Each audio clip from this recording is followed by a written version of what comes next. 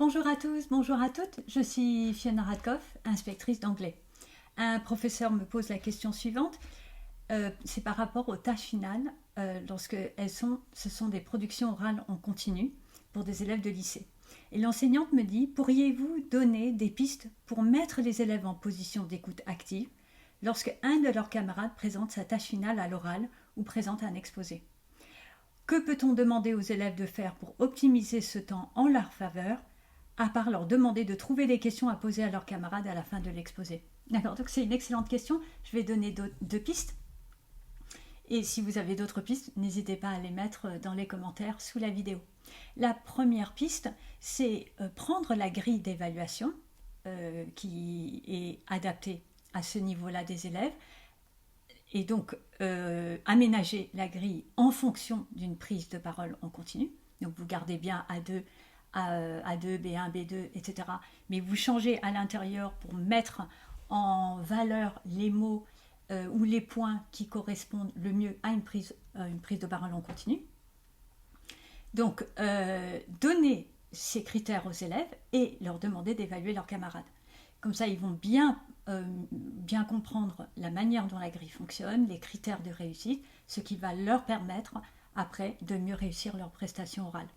Donc ça, c'est la première idée. Et la deuxième idée qui marche très très bien, c'est lorsque l'élève ou le groupe d'élèves va faire une présentation sous forme de production orale en continu face à la classe, demander aux élèves en même temps que leur exposé, à la fin, de proposer 4 ou 5 questions à choix multiples qui seront posées aux autres élèves de la classe. Donc le groupe d'élèves ou l'élève qui fait sa production orale en continu, donc il dit tout ce qu'il a à dire, et à la fin, il peut vidéo-projeter 4 ou 5 questions en lien avec ce qu'il vient de dire. Ensuite, tous les autres élèves qui ont entendu l'exposé de leurs camarades voient les questions, et soit ils répondent individuellement, soit vous pouvez les mettre par groupe, et en groupe, ils doivent décider ensemble quelle est la bonne réponse à la question. Donc des QCM, donc ça peut être des questions simples ou des questions un peu plus complexes, mais les élèves entre eux doivent discuter pour se mettre d'accord sur la bonne réponse. Puis,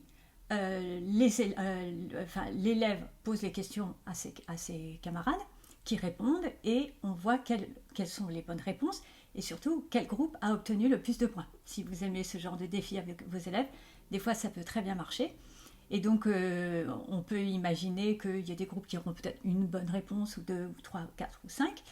Et après, un deuxième groupe ou un deuxième élève passe devant ses camarades, fait un exposé, pose ses questions, on pose des questions, les groupes répondent, et ça fait encore un certain nombre de points. Et on peut imaginer quelque chose qui irait assez vite comme ça, où les élèves pourraient accumuler des points, et à la fin, vous pourriez très bien avoir une note sur 20, si par exemple il y a 4 élèves qui sont passés avec 5 questions chacun.